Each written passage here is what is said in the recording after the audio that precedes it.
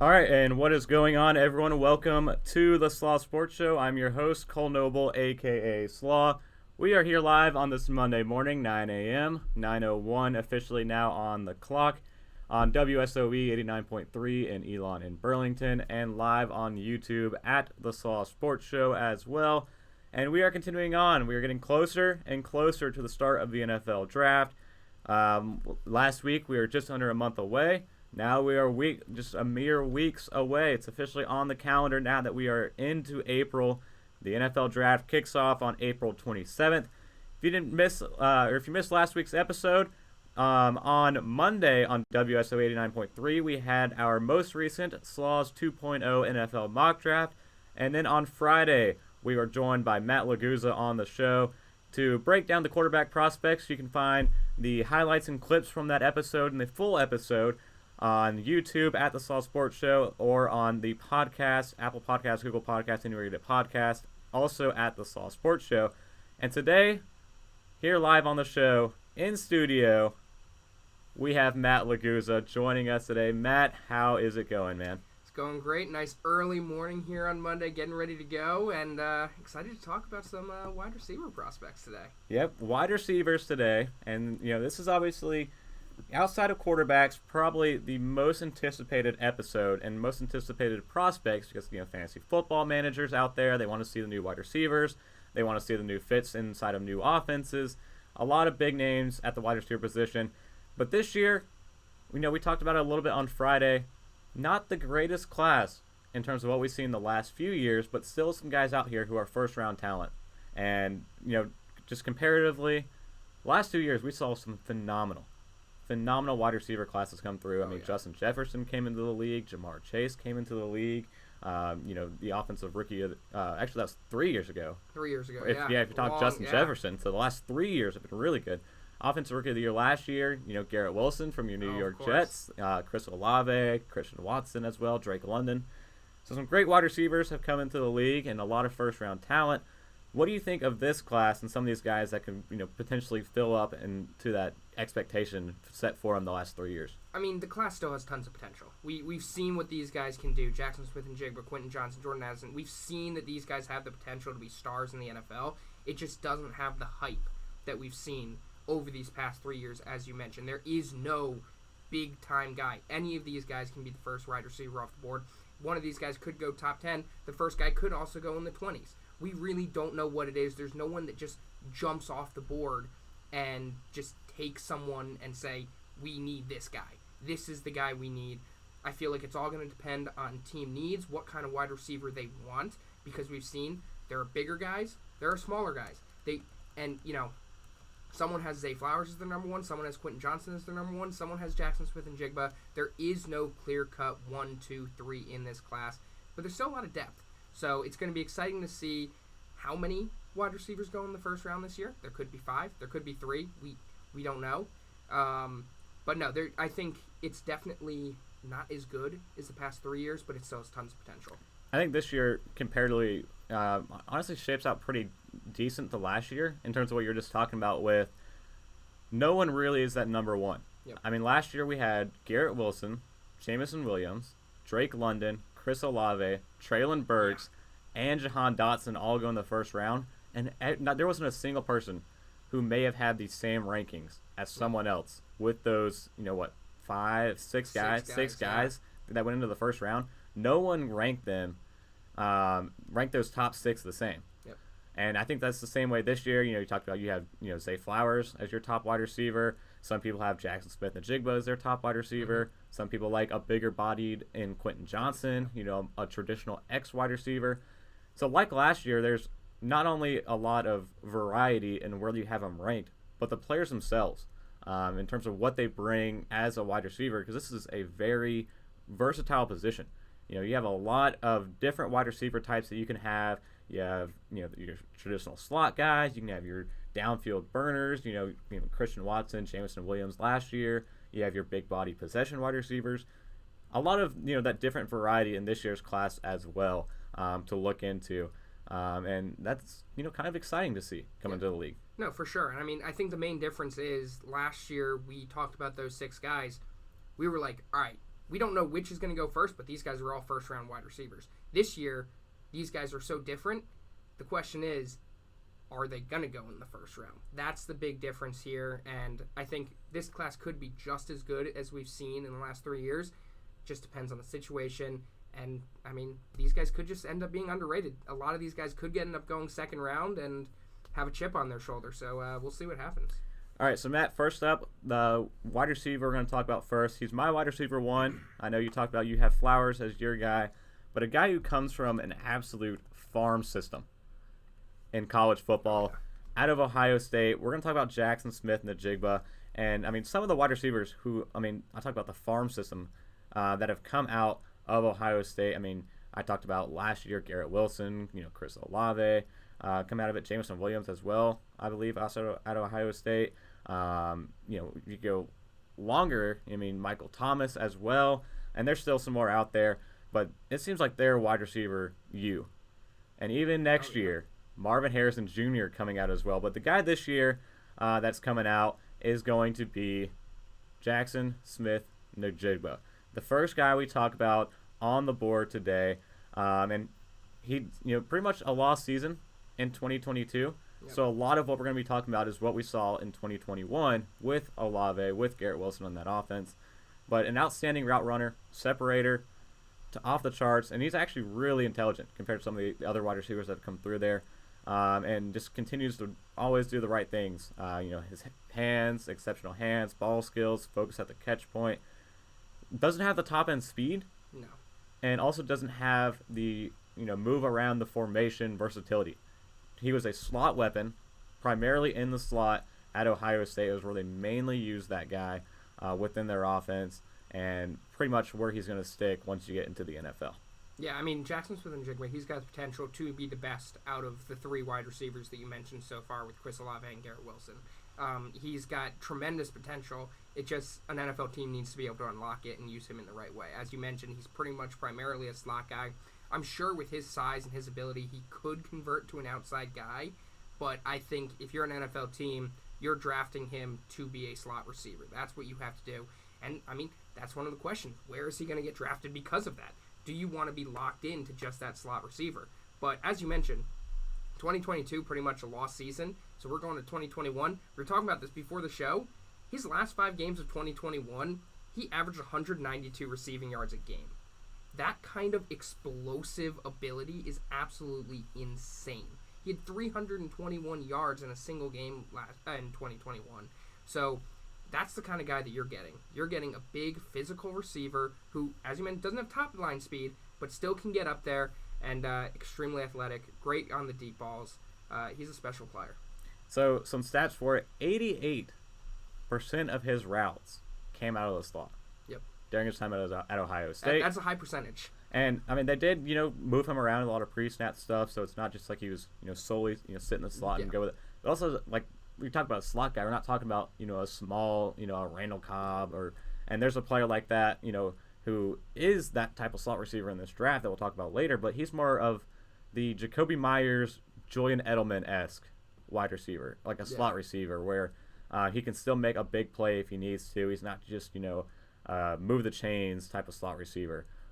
So we'll pull up now, Matt, some film on Jaxon Smith-Njigba. Let's go through some of the highlights in the film here. So this one, we saw some of it on Friday during the C.J. Stroud highlights that we had from 2021. But here we have, so like I said, moving around the formation, starting on the right side in the slot, put him in motion, and on this play, hand it off to him on a jet sweep, gets around the edge, great block, and just takes it way down the field. I mean, past the 30, past the 25, close to the 20. So a big play there where, they just put him in motion, put the ball in his hands, easily translatable with a lot of offenses. Here, a bunch, trips set to the left. He's on the far inside slot, runs a wheel route. I mean, the defense is lost. Oh, yeah. Look at that. There are 3 guys right there. One guy in the flats, one guy going in the middle. No one on the guy, right at the numbers, streaking down the field, easy touchdown. So he loses, a lot of coverages, and they have him in zone. He has a good, feel for the field in that way. They're just a quick again, put the ball in his hands, pretty much a little bubble route. But just looking through it as a skill standpoint, what do you like best out of Smith-Njigba in terms of what he's going to bring as a wide receiver? Yeah, I mean, the main thing that I'll tell you is his ability to get off the line and create separation without the top-end speed is absurd. He's got all the skill that you need in that first 3 yards to be able to be a top-line receiver. And one thing, you were talking about that trip set earlier, how he was able to just completely confuse the defense. That's actually one of the things I was concerned about last year with Olave and Wilson. I was like, Ohio State has one of the best offensive schemes when it comes to wide receivers in college football. And I was thinking, they go into the NFL, are they going to be able to have this same kind of production without having to have the scheme that they have? Jaxon Smith-Njigba has shown that, you can do it. They don't have those three-headed monster that they had in 2021. They still have Marvin Harrison, but there is no question about it. Jaxon Smith-Njigba is that guy. And even though he didn't play that much this season, he was still able to show what they could do. Yeah, and even without the top end speed, there's some plays on here where it's not man coverage where he's burning past a cornerback in the safety, but they put it on him in space, like in this play right here.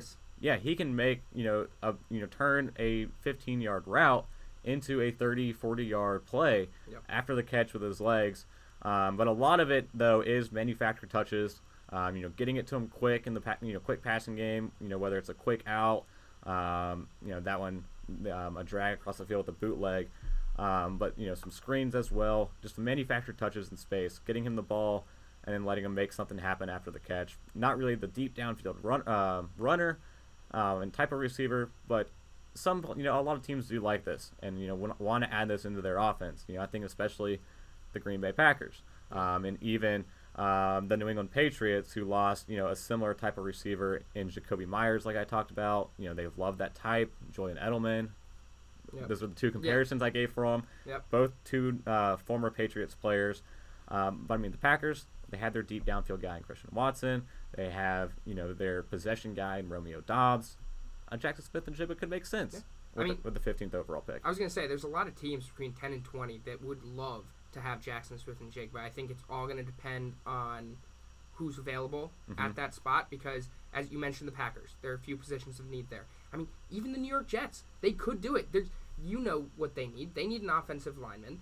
That's their main need probably right now. If one of those top two guys aren't available, why not go get Aaron Rodgers another weapon? I mean, the Tennessee Titans, if they don't have their quarterback there, they don't have the offensive lineman they want, why not go add another weapon for whoever's going to be the quarterback there? There are and you mentioned obviously the Packers and the Patriots and stuff like that. There are so many teams that could need a wide receiver. It's just all going to depend on who's available and is this wide receiver more valuable to them than getting their second or third choice at a different position. And Jaxon Smith-Njigba is that kind of guy. He could be worth going for. All right. That pretty much sums it up, Matt. Way to put the hammer on the head there and end it out there with Jaxon Smith-Njigba. Next up, we're going to go with the premier big-bodied possession guy in this year's class out of TCU, 6'4", 215 that he was charted at, Quentin Johnston. This is a guy with, for his size, he has very surprising burst and acceleration for his size and can do a lot. He has some short area quickness that he excels at. Again, for his size, is pretty good to see. And TCU ran a lot of that traditional, college-type offense. A lot of quick passing game, RPOs, quick screens to their wide receivers. Not really, big plays and, big, ripping the ball across the field and, the crossers, the deep crossers, the, verticals down the field that we see in an NFL offense. But he can add that to his game and get into that. The one thing I do have a knock on of Quentin Johnston just as a wide receiver guy, body catches. Yeah. Every catch that we're going to pull up was pretty much a body catch. The guy could not get his hands out in front of the football and make a secured catch. A guy like Aaron Rodgers has been adamant about hating players who catch the ball with their body. Amari Rodgers, Josiah DeGuara does that for the Packers, just what I'm speaking from personally. And Rodgers hates that. And he's a very open quarterback.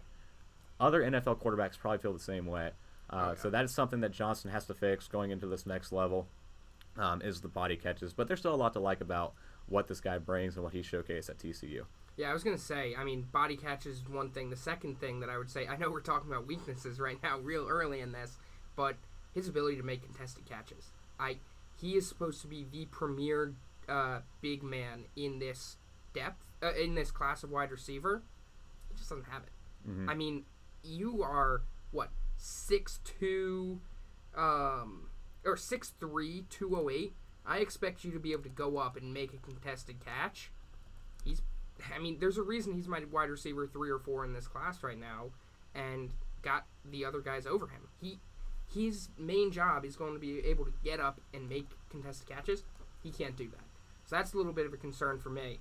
As you mentioned, plenty of positives for him here. Plus, great size, good speed on the outside. He's actually really consistent in his intensity off the line, so that's pretty good there. I mean, the main thing, he just got to be able to make the contested catches. I mean, if he can't do that, then why waste a first-round pick on a guy that's 6'3"? Yeah. Go for someone else at that point, because you're using him for his size, and if he can't use his size, why? Yeah, and there is, there were some, questionable calls of where, he's struggling a little bit with his route running, in-man coverage, and also pressing on the line of scrimmage, where at 6'3", 208, you would think a guy his size would be able to get off the line of scrimmage, and he has had some issues with that in the past. But also, just how they used him at TCU, primarily X receiver. Like I talked about, he's your X guy, far left wide receiver. Some slot work he did have, but honestly just a straight line guy. And 25% of receptions also came on screen passes from, these stats come from Hayden Winks at Underdog Fantasy. Shout out to those two guys. But, he's also only 21 years old. Yeah. So a lot of this you can build into the wide receiver. Get this guy in the jugs machine. Get those hands stronger. Start catching some balls with your hands. Yep. Get in the weight room and learn how to, fight off the line of scrimmage. And there's a lot that you can make out of him. And the other thing, 11.8% drop rate from PFF. Yeah. Also pretty concerning as well. But again, a lot of body catches.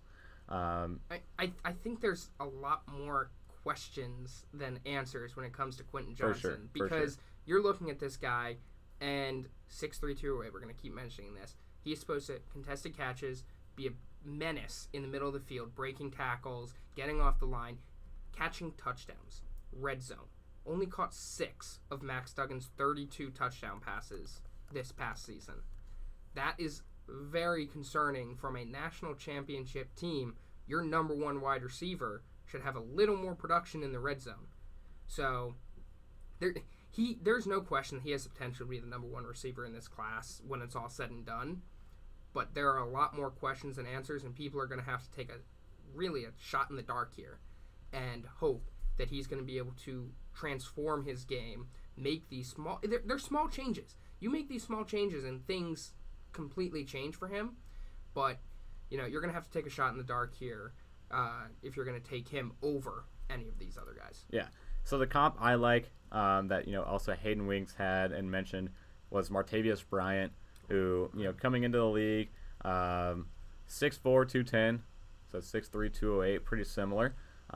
Spent time with Pittsburgh Steelers, 3 seasons in Pittsburgh, 1 season with the Oakland at the time Raiders. Yep. But never really panned out to much. His first season, 21 yards per reception, had 8 touchdowns in Pittsburgh. That fell to 6, then fell to 3, then fell to 0 touchdowns with the Raiders.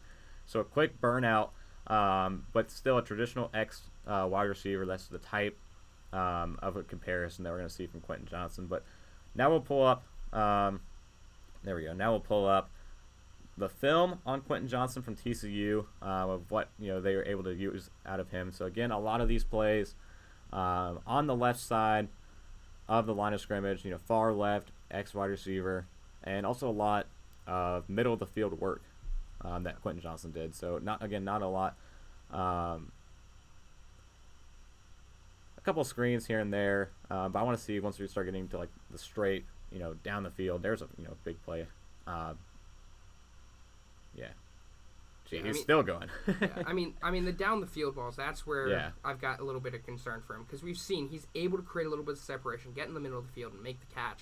The question is he able to beat a guy one-on-one and then make the catch down the field? Yeah. Because that's where he is going to if he can figure it out, that's where he's going to thrive, and that's where quarterbacks are going to absolutely love this guy. They've got a receiver that can make a drag route across the middle of the field and make the catch. That's not what they're drafting Quentin Johnston for. They're drafting him for his size. So we'll see if he can do that, because we've seen flashes. There's no question about it. Mm-hmm. But, I mean, if he can do it consistently, that's going to be the key. So I'm going to go back to this play here in particular. They moved him now right side of the formation in the slot, and they have him go up and do just a very, pretty shallow corner route. But guy draped all over him, and he still made the catch down the field, going back to it as well. Max Duggan put it right on him, back of the end zone. Guy, again, draped all over him and was able to make the catch. So if he can consistently do that, that's unlocking what you can have in Quentin Johnston. He's got an insane catch radius as well. It's just his consistency in actually bringing the ball in. That's going to be the key, because we've seen him make absurd plays like that catch there. That was a great play, great awareness to adjust with the ball mid-air and able to make that catch at the end of the end zone. But again, 11% drop rate, inconsistency with contested balls. If he can do that all the time, number one receiver in this class. Mm-hmm. If he can't, he's dropping. And I think a very underrated part of his game as well that you see out of a lot of these plays is his after-the-catch work. Oh, yeah. I mean, that spin move he has after the catch is pretty killer that he implements, where the first guy on him is missing. Yeah, he's pretty much deadly every time. When he gets open field and he's got the ability to get around defenders, props to him. He's got it. Yeah. I'm taking him almost 9 out of 10 times. I'm taking him to beat the guy. So don't get me wrong. There are plenty of positives on this guy. The question is whether or not he can get that ball in his hand to begin with. Exactly. And if he can't do that, he can't show off that ability to get around defenders. Which is something you can see at an NFL level, where you give him those manufactured touches, an easy an easy throw, easy catch, and then let him do something maybe afterwards with his size and with his frame to make a play. Isn't something TCU implemented, but it's something another offense can implement. My mock draft, I had him going to the Baltimore Ravens. I think a pretty good comp, and pretty good duo with potentially Rashad Bateman, Nelson Aguilar coming in with that Ravens team, whether it's Lamar Jackson, Tyler Huntley, Trey Lance, whoever potentially might be the quarterback in Baltimore this year. But I had him as that fit to the Baltimore Ravens with that first overall pick that they have late in the 20s, which is kind of the area I see QJ, if you will, falling into that first round as a potential late early 20s, late teens guy, but nowhere near kind of the top of the board in the first round.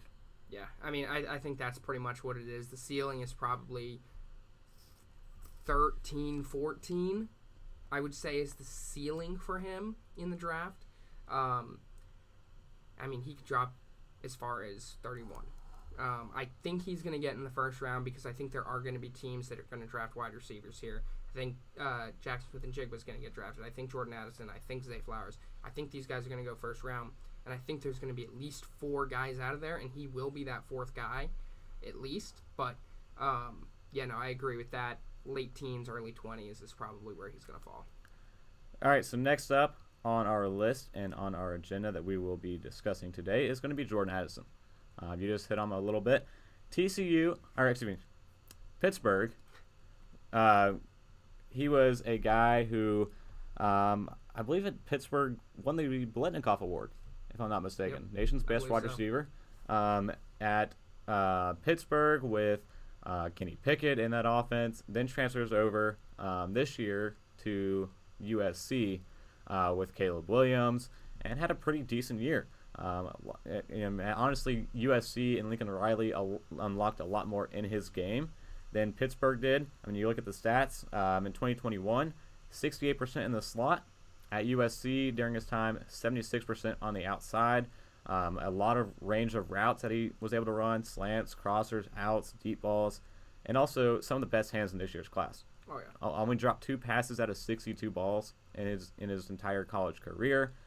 The major size for him, or disadvantage for him, is the size. 6 foot, 180, and also the speed as well. We haven't really seen so far from these top guys. Yeah, I mean, he possesses plenty of athleticism and speed. It might not be top end again, as we've mentioned, but his ability, he's got great ability. He's got good footwork, and actually, I think him going to USC was a great decision, because as you mentioned, He was even though it wasn't like, Jaxon Smith-Njigba level percentage, he was still primarily a slot guy at Pitt, and then being able to move to the outside, huge. Now teams have been able to see him as a primary outside guy and a primary inside guy, and that just gives so much more value to NFL scouts and GMs to be able to see what he can do as the number one guy in each of those positions. And, he's got plenty of good qualities. I mean, he's able to run complex route. He accelerates through the stems for separation of the post. I mean, he's got punt return experience, so that's something that a team will like. If you draft him in the first round, you might not want to use him immediately as a number one guy. You have him as your number 3 receiver and have him take some punt returns and kick returns. I mean, he's got plenty of value as a receiver, and I think he's easily a first-round guy here. Yeah, I really want to see him put some weight on as he goes, closer to the start of the season, and whichever team, brings him in potentially the first round. But the one thing he does excel at, in my opinion, is his catch point, plucks the ball out of the air, and also, despite his size, survives a lot of tough contact. I mean, there's a lot of plays that we're going to pull up here where he's getting absolutely bodied after the catch, but he holds on to it. He stays strong after the catch, or through the catch. But here, the first bit of film we have is back with Kenny Pickett at Pittsburgh. So a lot of what they were able to run, and I think this game against Georgia Southern, I believe. So pretty easy competition. Back when he had his stellar season, in 2 years back, so here we go, some deep plays as well. I mean, look at these, getting absolutely hammered after catching the ball. Yeah. But back with he doesn't Kenny have great Pickett. Strength. That is something that I want to see him put some more weight on. But I mean, he holds onto the ball. Yeah. He does his job. He makes the catches. That's the important thing. He makes the catches. He creates separation. And, I mean, that's really what you're looking for. If he can add some more weight to be able to break a few more tackles and be able to actually have explosive plays, that would be nice. But, I mean, still, he's consistent with catching the football. He's able to make some tough catches. And, he's able to get what you need. Yeah, so here we are now at USC with this offense with Lincoln Riley, with Caleb Williams. So to see the difference of how they utilize him, more so on the outside than some of the slot work he did at Pittsburgh as well. Yeah, I mean he looks really good. Yeah. I mean from both positions, he's been able to do it, and he's a good player. We saw what he was able to do with Kenny Pickett in 2021, and now he's been able to do it with a completely other team and pretty much a brand new offense. With new head coach, new system implemented there, and he was able to thrive. So that says a lot for an NFL team perspective, seeing him being able to go into a brand new situation and really not lose a step, go in there, no one really knows what's going on, and he was able to thrive. So that's big to him and could make an impact easily. I think he's probably a teens pick. Yeah. I don't think he makes it into the 20s. Obviously, Pittsburgh's a location people have been talking about a lot. Reconnect with Kenny Pickett. And obviously, there are plenty of other teams that could use a wide receiver. If he does make it into the 20, Baltimore Ravens is another option for him. Yeah, I mean, the Ravens definitely in that market for one. I had him going to the Minnesota Vikings. Okay. Right after the Ravens, I had the Ravens getting Quentin Johnston at 23. At 24, I had Minnesota snagging Jordan Addison. Minnesota desperately needs some wide receiver help. Yeah. I mean, losing Adam Thielen. I talked about it on the blog as well. You can find on our Twitter page pinned at the top of the profile. After Justin Jefferson, KJ Osborne, Jalen Reagor, Brandon Powell. Yeah. In Minnesota. Not ideal at all, as I just literally wrote not ideal at all at the end of the block on that one. But Jordan Addison's one that can come into Minnesota, Kevin O'Connell offense, and as his projection. Maybe a Darnell Mooney, a little bit of Deontay Johnson in his game as well, with his size and what he's able to do. But definitely some suitors out there, and he's going to go around the Quentin Johnston. I think Njigba goes in the early teens. Someone's going to pounce on him quick. The Titans maybe pounce on him quick, and then we're going to have a couple. As I have in my mock draft, I think we're going to have a little bit of a lull.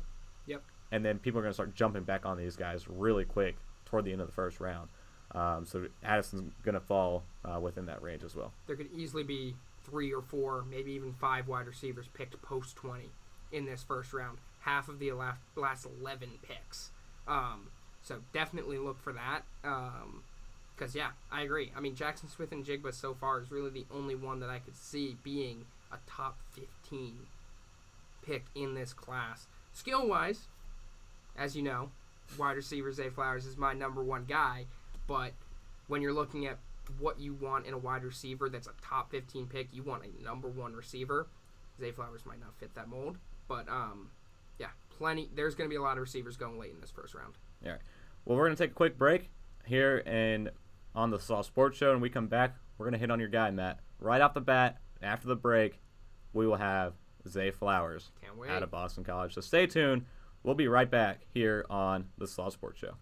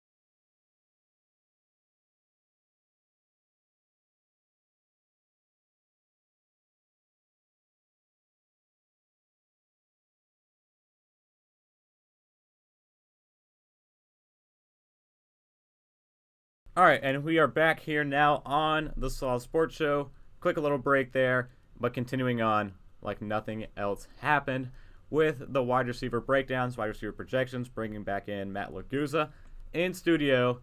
Matt, it's your time to shine. You're wide receiver one in this year's class. Matt's wide receiver one, Zay Flowers. The floor is yours, Matt. Take it away. I mean, okay, we know everybody's concerned. He's 5'9", 182. Not the biggest guy, but my God, can he play football. He is so... I mean, his routes are extremely quick, and they're able to maintain momentum through his turns there. He's arguably the best deep ball receiver in this class. I think his ability to get up and make contested catches, better than the 6'3" Quentin Johnston. He works back to the throw when needed to. He's extremely slippery and a great open field runner. I mean... He's good. I mean, his overall ball skill... Okay, the one thing I would say is his hands are not great, but his overall ball skills are probably the best in this class. He's extremely good there. And, I mean, the weaknesses, he's just short. He's smaller. He's one of the smaller guys, but that's something that you have to work with. That you're drafting him not because of his size. You're drafting him because of the player he is, and you're able to work that into your system. So for a team that is looking for this guy... He is the best receiver in this class, and I don't think there's a question about it. Yeah, I mean, his size is a concern for a lot of people. I'm the same way. Not a concern for me. This guy has inside-outside versatility. Yep. And this guy's probably the most competitive wide receiver in this year's class. And at the catch point, whether it's after the catch, running through somebody if he needs to, blowing somebody up if he needs to as a blocker, the competitiveness is there. The skill set is there. The only thing you're knocking him on is his size. Overall, he is one of the most enticing prospects, especially at this position, in my opinion, in this year's class. I mean, the two, you look at the two comparisons. At his full potential, Antonio Brown and Steve Smith. Yep. Two Hall of Fame, prolific, explosive, turn the TV on, you're watching him type of guy, and we're knocking him because of his size. Exactly. We've seen this before many of times. Why are we still doing this year after year? Zay Flowers is a dog. Flat out, I put it on Twitter. He is a dog at Boston College and played in a awful offense, horrendous quarterback play, and continued to make terrific plays game in and game out for Boston College this year. And someone is going to get great value on Zay Flowers because, as we mentioned, Jaxon Smith-Njigba was probably going to be the first one off the board because he's got the best mix of size and skill. That's what you're looking for in the number one receiver in the class. You are looking for the best overall wide receiver, and Jaxon Smith-Njigba gives you that. Then you're looking at a bunch of teams that need a number 2 wide receiver and may not want to deal with the 5'9" height. They may want to go up and get, because, for example, we were talking about the Minnesota Vikings. They've got their skill wide receiver. They might want someone that's a little bigger. They might want to go for a Quentin Johnston, who is 6'3", and have more of a jump ball kind of guy. Zay Flowers, he's probably going to go somewhere between 23 and 31. He is going to go late first round, and that team is going to be the happiest team 10 years from now when he could potentially be that Steve Smith, Antonio Brown type of player. I mean, I'm scared that he drops to 31 to the Chiefs. I am scared that that could happen because, my God, the Kansas City Chiefs could potentially just lock up the Super Bowl with that pick. So let's see. There's 31 first-round picks. Yep. They're at 31. So that makes 29 teams in front of them? No, 30 teams. Well, less hang on, than let's do the math here. There's so 32, we're taking out the Lions. 30. Yeah, 30 teams. 30 teams, yeah, because we're taking out Miami with the forfeited first-round pick and taking out the Chiefs. 30 teams. Do not let that happen. No. Do not let him go to the Chiefs. Please, dear Lord, do not let that happen. And there are plenty of teams that are going to be able to draft him. Looking at the New York Giants. Yes. We're looking at the Dallas Cowboys. We're looking at potentially the Buffalo Bills if they want to go wide receiver. We're talking about the Minnesota Vikings, Baltimore Ravens, maybe even the Los Angeles Chargers. There are plenty. That's just to name a few teams. There are so many teams that could use a wide receiver. And for a guy that potentially probably has the highest ceiling in this class, you got to go for him. I mean, you have to take that risk.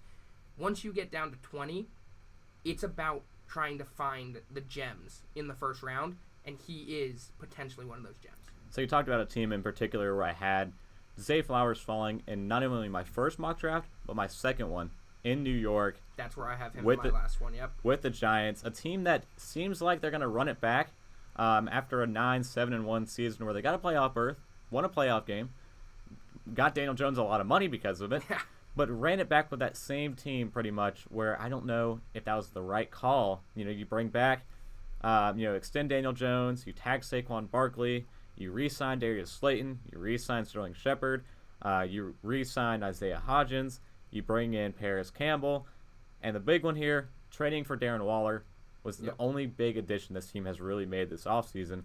If you really want to go out and capitalize on this offense with Daniel Jones, you add Zay Flowers to that room. Oh, yeah. And add him to that wide receiver and move him around the formation with Waller, with Slayton, with Sterling Shepard, who's bound to get hurt by week 3. Yeah. Just add him to that offense. And Joe Schoen met with all 5 wide receivers. Or 5 wide receivers, excuse me. He met with Quentin Johnston, Jordan Addison, Hyatt, Tyler Scott, and Raheem Jarrett. Zay Flowers needs to be on his radar. And, I mean, it just makes so much sense for so many reasons. One, he's a wide receiver, and the Giants don't have wide receivers. And 2, we've seen Daniel Jones. He has made strides over the past few years, but he still is not a mid to deep throw quarterback. He's going to throw a lot of crossers across the middle, a lot of slants, a lot of outside, just short little out routes. Zay Flowers, one of the best when it comes to open field work. He's extremely slippery. He's able to make defenders miss, and he does have very good speed. So being able to get him the ball in the middle of the field on a 5 to 10 yard crosser, that's going to turn it into a 20 to 30 yard play on occasion. Mm-hmm. So he is a big weapon, and it just makes a lot of sense if he gets down to the Giants pick for him to go there. All right, so let's pull up some film here from Boston College, and again, a horrendous offense that they ran with this quarterback and with this system. But here we have just what we're looking at. A lot of formation usage, 33% out of the slot, also out wide. There's some sweeps like this one on the first play. Actually got into the end zone on that play, which is an incredible dive by him. But there's some double moves. There's some shifty run after the catch. You have a double move there. And this one, a dog. Over the dude's back. How you doing? He's a football guy. Give That's what me. he is. Yeah, yick him up. But some shifty run after the catch as well. There's some screens in here. So this is what we have from him right now. Some deep balls as well. This is the same play again right here. Yeah, just over the shoulder. Two defenders closing in on him. This guy's 5'10", remind you. We're knocking this guy not having big play potential because he's 5'10". Yeah, two guys on him 40 yards downfield and still made a play. I mean, just watching this film gets me excited to watch this guy in the NFL. If he slips out of the first round, the New York Jets, I want them trading for pick number 32. That is what I want, because there is no way this guy he should get out of the first round. And if he does, every team should be trading for 32 to get this guy, because he is that kind of guy. Mm-hmm. Now, I know we are hyping him up a lot, and if he doesn't pan out, this is going to look awful. But he's just that good coming out of college. And as you mentioned, a very, very bad offense in BC, and he still just looks absolutely amazing. I mean, he just looks like an NFL, top dog. There's just not enough good things to say about this guy. Yeah. And with the amount of people just hating on him because of his size and, saying that he's, not a first-round guy, he's not going to be a top-level wide receiver, ridiculous. Absolutely ridiculous. And the other thing, with the dog mentality, there's some plays that, the play before this we just saw where there is a absolute dog pile on top of him. Yep. There's, still 5 moving. guys, and that pile is still moving. Yep. Again, this guy, at his size, 5'10", 172 pounds, moving a pile of linebackers, corners, safeties, barely getting any push from any of his teammates because, again, quite frankly, this offense wasn't good. They didn't necessarily know what they were doing half the time. Zay Flowers is the beast. Yeah. And again, you said we're hyping him up a lot. We're hoping this pans out well because of that. But some teams are going to be very happy to, land him in this first round. He's my favorite player in this draft. And I'll tell you, I don't care where he goes. I will be watching very intently on every game this upcoming season just to watch. He's just so exciting to watch. He really Playmaker. is. I mean, turn on the TV, must-see television. For sure. When the ball's in his hands. So next up, we have a Tennessee guy, Jalin Hyatt. And Hyatt, the Blitnikoff Award winner this year, one of the most dynamic receivers in the SEC and in college football this year. Nimble, explosive athlete, and he has the acceleration you're looking for with an offense. Downfield guy, has the speed necessary to win any foot race and get behind defenders. And, some teams are looking for this within their offense. Hyatt is the one that you want. And also, blocking. Yep. A competitive blocker is what stood out to me on the tape as well. And, reliable hands. A lot to like in this guy who, at the time, was leading the charge in the passing game with one of the number one team in college football. Yeah, I mean, we talked about a lot with the first 4 or 5 guys. They don't have the top-end speed. Jalin Hyatt, he's got the top-end speed. He is one of the fastest players in this draft. He is great as a blocker. He's able to make deep catches. Now, the one thing we talked about scheme with Jaxon Smith-Njigba earlier, scheme created a lot of free releases for him this year. Yeah, and that's sure. going to, when you're looking at film, you kind of have to put that to the side and say, take note of that. And just kind of look at him as,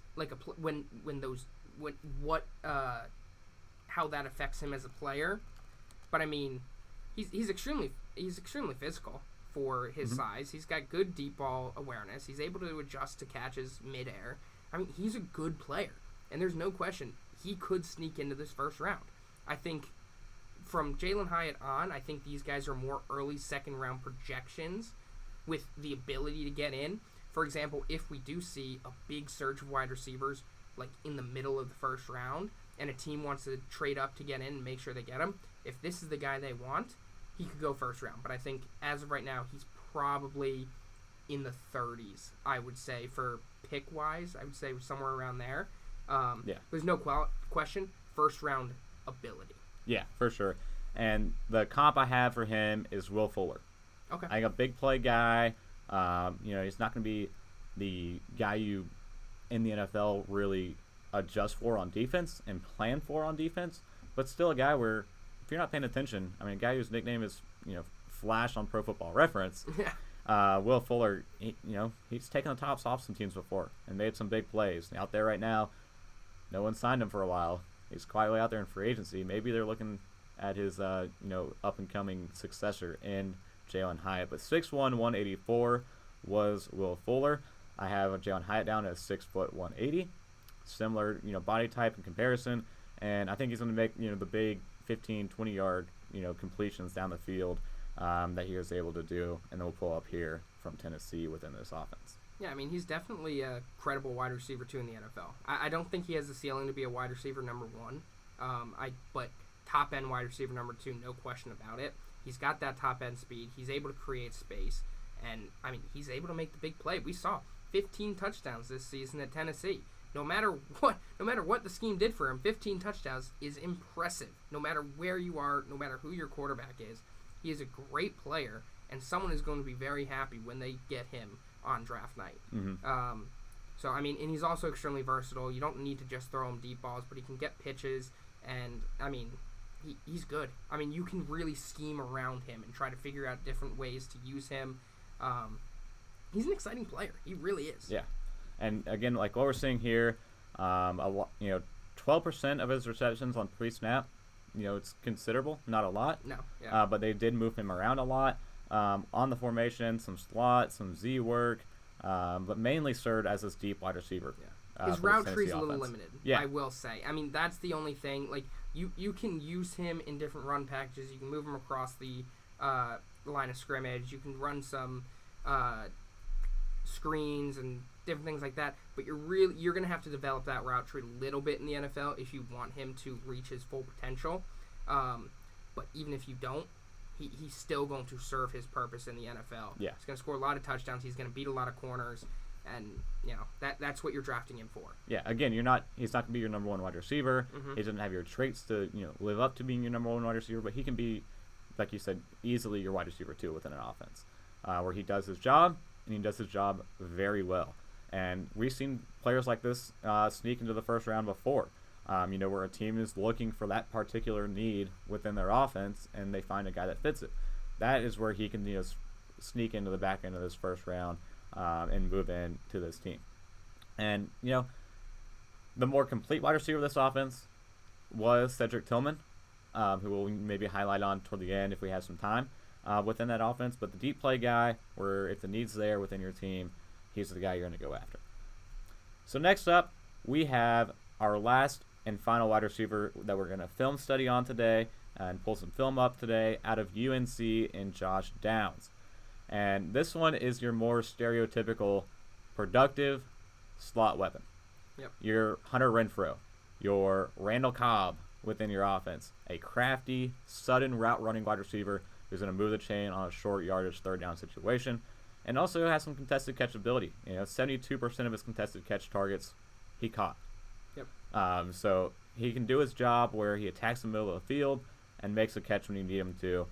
Limited ceiling, but a high floor where you're getting out of him, and it's very, very coveted on an NFL franchise. Yeah, I mean, I think he's a very sure wide receiver. Yeah. You know what you're getting. You know how you're going to use him.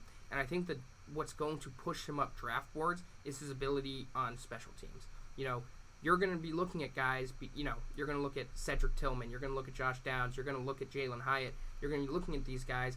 If they're all available, which one do you want? Josh Downs might get the little push because of, one, as you said, high floor. Two, his ability to work on special teams and be very, very effective in special teams. So, if you're looking at a guy that you want to make an impact immediately on the football field, and you don't care if it's on offense or in special teams, that's the guy that's going to get the call. I mean, he's got great quickness. He's got long speed. He's got surprising toughness for his size. I mean, he's not the biggest guy out there, but, I mean, he's a great player, and he's going to make an impact immediately on the football field in the NFL. All right, well, let's go ahead and pull up what we have on Downs. And from the film, what we saw, again, mainly slot, few pre-snap movements where they, kind of try to move him around the formation, only a 3% drop rate. But this guy, when we pull it up, found absolute holes within the defense. Yep. I mean, a third down, if you're going to play zone coverage against this guy, you're losing. He sits in holes very effectively, has a tremendous feel for the field and for coverages and can find a hole. I mean, there's times where he sat in a hole, a safety came down behind him, and it was like a sixth sense. Yep. He moved and was in another hole within an instant, and Drake May was able to find him for a 15-yard first down play. So absolute zone busting machine is what he was able to do. You have to put a guy on him on third down in the NFL whenever he gets on whatever NFL team he lands with. Yeah, he's got great hands. He's got great awareness, as you mentioned. His ability to just find openings is sits there insane. And catches the ball. Yep. And what more do you need? And I mean, he can break tackles. He's got good open field play. He's nowhere near the top of the class in that category, but he has the ability to make big plays, and that's what you're going to be looking for in this kind of a steal kind of pick. You're going to reach on you don't need to reach on him at all. Yeah. He's a second round pick. You're going to get him in the second round. If you really want him, you'll get him between 27 and 31. Yeah. I mean, you're going to get him. He's a great wide receiver, and a team is going to be very happy with him once they get his name. So here's the play here against Virginia. Yep. Out of the slot, goes over the middle of the field, sits right there. Not quite the middle of the field, closer to that, right hash, but sits there. That safety comes over him, moves over toward the numbers, and then Drake May finds him. I mean, he felt the contention there in that zone, got out of his, out of that spot, found a different one, ad lib on the move where, play might have busted down. Drake May was having to, evacuate the pocket, and he was there for his quarterback. Yeah. Just his ability to anticipate that safety coming in to try to catch that ball, and him just wait for the perfect moment. He waits for that first step to come towards him, and then he just accelerates gone behind him. He's just such a high IQ player, and that's the kind of guy you want when you're in that 27 to 31 range in the first round. You are Super Bowl contender teams. Yeah. You are Super Bowl contending teams most of the time, and you are just looking for that difference maker. You're not looking for the explosive guy because those guys are gone for the most part. Those top line guys are gone. Josh Downs is the kind of player that you look at and you're like, late in games, big time moments, this is the guy that's going to make those kind of plays. The smart plays. Not the big plays, the smart plays. And, I mean, he is going to be that kind of player that we're going to look back and say, remember that play? I mean, just amazing. Amazing. I mean, he's definitely you're talking the situational guy where late fourth quarter, you have 50 seconds on the clock, and you need to get in the field goal range. Yep. Josh Downs is making 2 to 3 receptions on that drive. Oh, no question. He's going to be there for his quarterback. He's going to be reliable at the catch, get down, keep moving the ball down the field. That is what we like to see from Josh Downs and, what he's able to bring. And, again, we're talking about him last because he's the one where it would be a surprise to sneak into the first round, in my opinion. But early second round, for sure, his name's coming off the board. Yeah, no question about it. I mean, he's a great value pick late in the first round, early second round. Yeah. So that's our top ones that we have, Matt. There's some others out there that, are pretty decent. I talked about Cedric Tillman out of Tennessee, a big, bigger body wide receiver compared to Jalin Hyatt, but a lot more of a route stem from what he was able to do. Strong, confident hands as well. And, can put him in motion as well that Tennessee did. So he's out there for a team to consider. Once you start dwindling down the list of some of these guys, Tyler Scott out of Cincinnati, any more that you particularly have in mind? I mean, so there's a few guys that you want to look at. I mean, there's some of the bigger names in Keishawn Moody. There's Rashee Rice, Raheem Jarrett. The two guys that I really like in particular are Tank Dell and Marvin Mims. Mm-hmm. I mean, Tank Dell, one of the fastest players in this draft. He scored 14 touchdowns in his final 9 games with Houston. I mean, I think the best comparison would probably be a Darnell Mooney type player. Yeah. He's really good there. He did have 21 drops over the last 2 seasons, which is a little bit of a concern. But if you're going for mid-second round, absolute steal. Then Marvin Mims, I've been high on him since freshman year. His freshman year, I think he's been really good.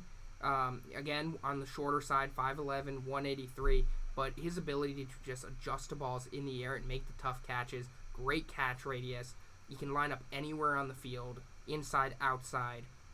He averaged 19.5 yards per catch for his entire career. That is absurd. So again, mid-second round guy, you have the ability to get him. It's going to be an absolute steal. So some names on my list that haven't been mentioned yet as late round guys. Day 3 potentially guys. Yep. Michael Wilson out of Stanford. Okay. Had some inside outside versatility and special team experience. What really gets me going about this guy, outstanding blocker. Probably the best blocking wide receiver in this year's class. He has had some injury concerns, which is affecting him right now going into it. In his report, but also Bryce Ford Wheaton out of West Virginia. Yeah. I really like him as a late round guy. In terms of what he can bring, a very physical wide receiver over the course of his career in the Mountaineers, is what the Draft Network wrote about him.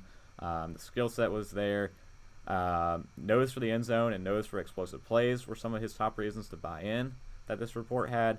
So Bryce Ford Wheaton is another one that some people I've seen in the Twitter world are potentially mentioning him, putting some highlights up on Twitter as a late round guy. But the GMs they do their research. Yeah, they know these guys are. The GMs know what they're doing. They know when these guys are going to go.